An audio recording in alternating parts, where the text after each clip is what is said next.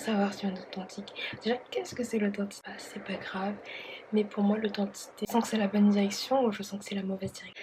Et pour moi, c'est une qualité super importante parce que l'authenticité, c'est quand on est vrai avec soi-même, pas le regard des autres, par exemple, ficherait. Elle va pas être parfaite.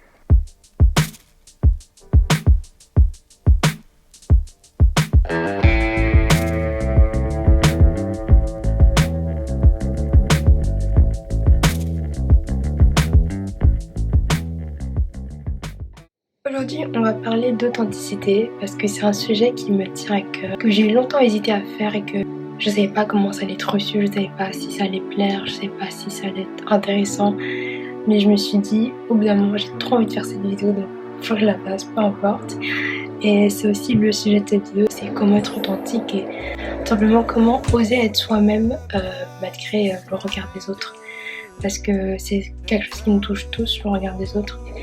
Le regard des autres, on a l'impression que ça ne concerne que nous, mais en fait ça concerne tout le monde.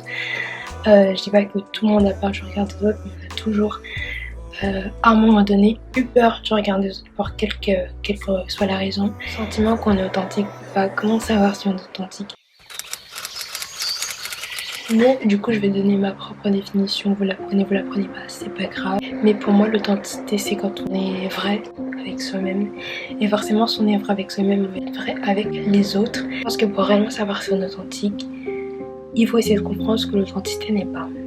Pour moi être authentique c'est oser être soi bien sûr. Mais le problème je pense que souvent c'est qu'on s'écoute pas et qu'on n'a pas confiance en nous, pas assez du moins, pour éviter de se concentrer sur le regard des autres. Le regard des autres, il nous impacte énormément. Certes, il est important parce qu'on a conscience des autres, bien sûr, et qu'on a besoin des autres, mais quand il devient trop oppressant et quand il prend le dessus sur nous et sur notre façon de penser, notre façon d'agir, c'est là que ça commence à devenir inquiétant et c'est là que ça devient problématique. Quand on est trop focalisé sur le regard des autres, on se perd et on perd la direction vers là où on veut aller parce que on a peur de ce qu'un tel va penser, ce que de l'autre va penser, mais qu'est-ce qu'elle va penser de moi, qu'est-ce qu'il va penser de moi. On a peur d'être jugé, on a des doutes et du coup on se renferme et on fait pas ce qu'on voulait faire au début et après on finit avec des regrets. Prenons une chose toute bête, vous voulez commencer quelque chose, entreprendre dans, je sais pas, le marketing, vous voulez commencer votre boîte, vous avez une idée en tête, vous savez pas si vous voulez la faire, vous savez pas si ça va marcher, vous savez pas si on va vous prendre pour un mec bizarre ou une meuf bizarre. Bref, vous avez énormément de doutes et vous avez peur de comment ça va être perçu par les autres, par l'extérieur. Donc au final, vous finissez par pas le faire. Et 1 mois, 2 mois, 4 mois, 8 mois, 1 an après, vous vous rendez compte que quelqu'un arrive avec la même idée que vous et fait ce que vous n'avez jamais osé faire. Et là, c'est encore plus dommage de ne pas avoir tenté votre idée. Vous avez eu votre chance, vous avez eu la possibilité de le faire et vous n'avez pas choisi de le faire parce que vous n'avez pas osé être vous-même. Et c'est ça qui est dommage. Et au final, on ne fait pas ce qu'on aurait dû faire, ce qu'on sentait à l'intérieur qu'il fallait qu'on fasse. Et même si on ne sait pas si ça va marcher, le plus important c'est d'essayer. Parce que cette personne, pour elle, ça a fonctionné. Donc pourquoi ça aurait pas pu fonctionner pour vous? Et c'est là que c'est dommage parce qu'on finit avec des regrets. Après, les regrets c'est aussi une leçon.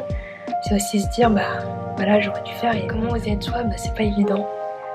Mais le plus important c'est revoir ses priorités. Est-ce que ma priorité c'est me développer et avancer ou c'est finir avec des regrets?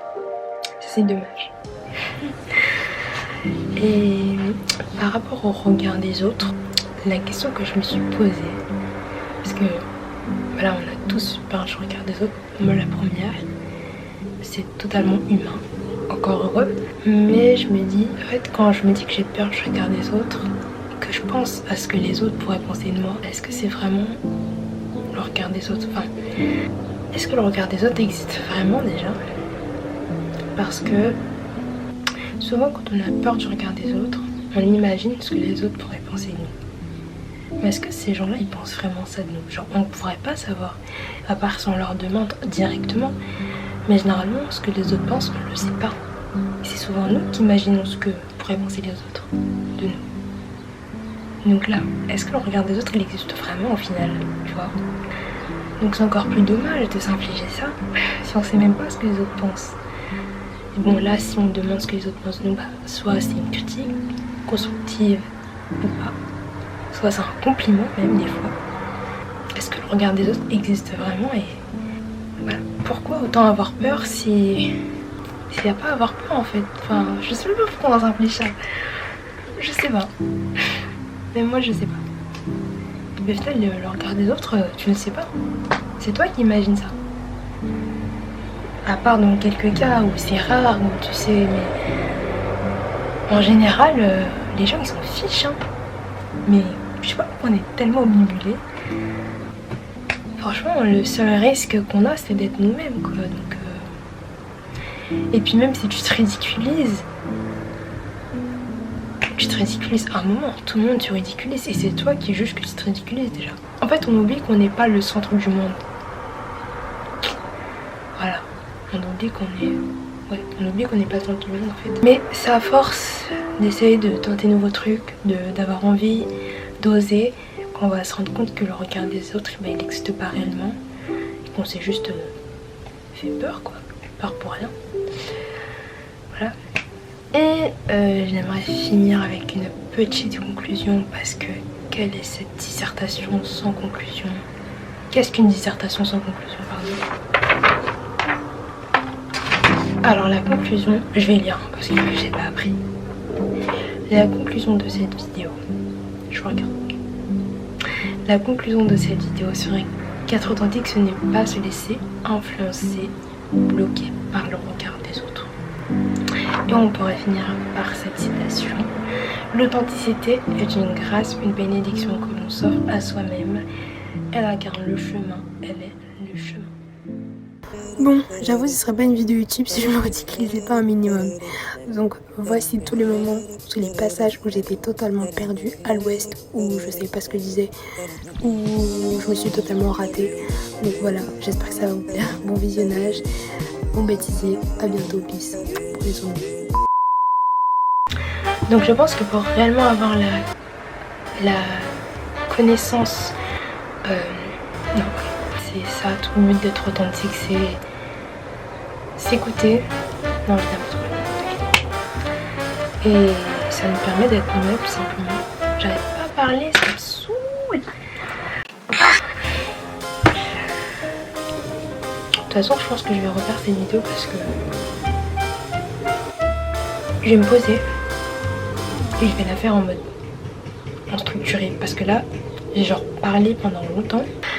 I'm here to teach you guys authenticity. Et c'est des petits bouts d'idées de vidéos, enfin d'idées de... Attends, je vais boire l'eau aussi.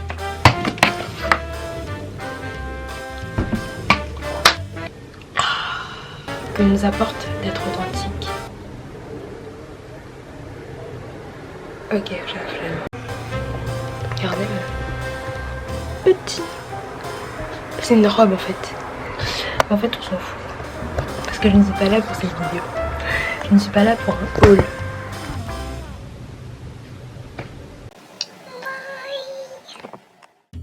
Ah oui, j'allais oublier. Abonnez-vous, likez, commentez et abonnez-vous. Voilà, bisous.